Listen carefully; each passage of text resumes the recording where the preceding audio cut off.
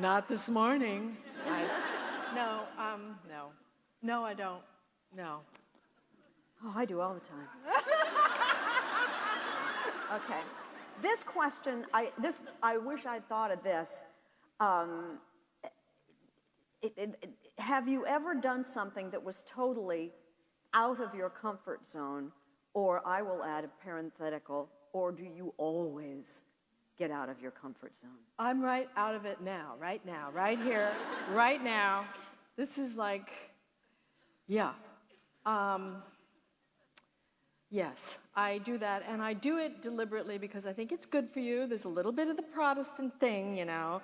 Do what you don't want to do because it's good for you. And it is. It is. It's good to push yourself to do what you don't necessarily like to do or imagine that you're good at, or because then, you know, even if you're not good at it, you've tried. And I feel like trying is so important.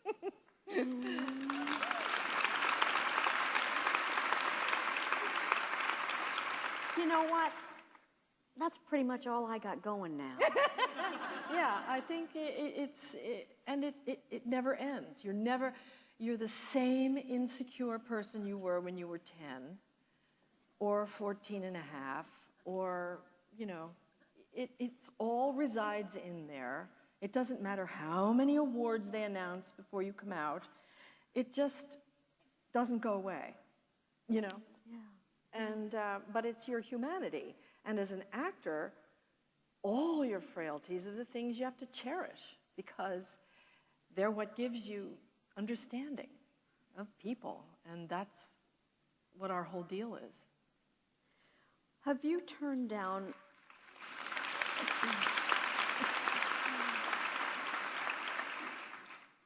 You were listening and I was running ahead. I'm sorry. But this is a really good question, too. Have you turned down a role because of its moral content? Oh, yeah. Mm-hmm. I have. I do think that there's a responsibility actors have, you know, and not if you have a bunch of kids and your husband is out of work and you have to put food on the table. I understand necessity, but in general, I think that lots and lots of actors, high-profile actors, have a responsibility to what they're putting out into the world.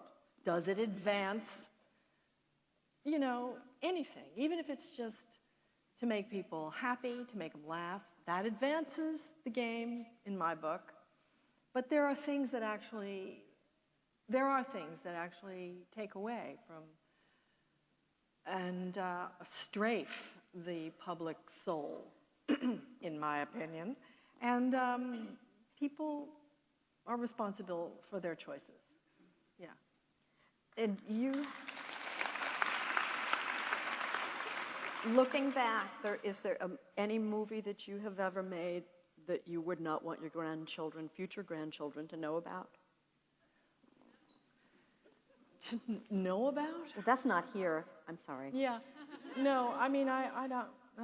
I didn't. I mean, think there's some boring ones, but I don't know if there's anything I'm ashamed of. I mean, I've always taken things that I thought had a reason to be in the world. Yeah. You are so famous for your uncanny ability to do accents. I mean, you can do anything. Do you have any way of demonstrating to us your facility with a variety, for instance, of accents? If you don't, just say so. But if you do, wouldn't that be great? I don't. I mean, yeah, that would be entertaining. Yes.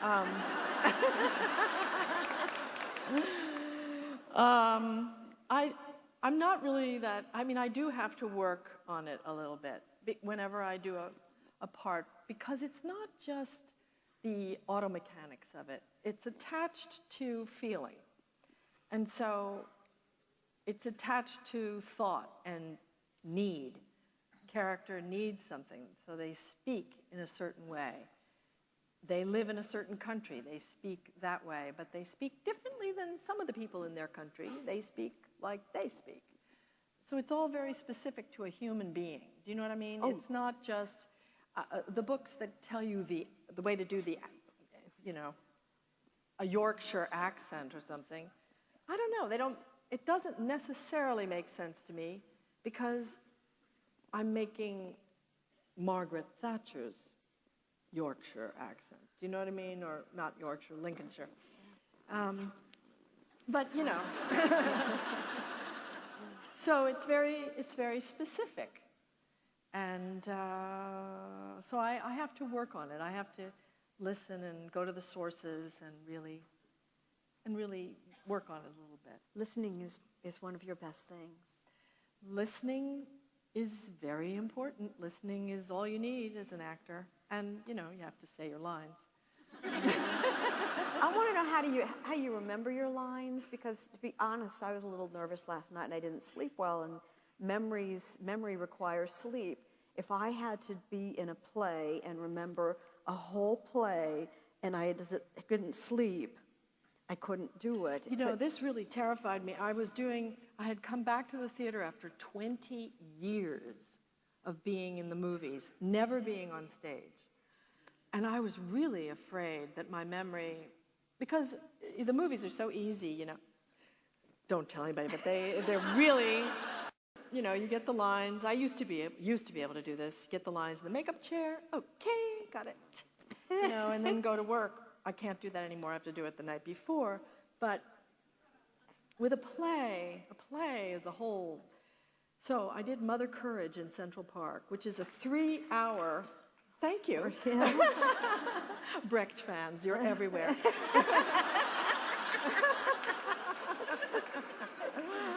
Brecht and Mamma Mia, they're everywhere.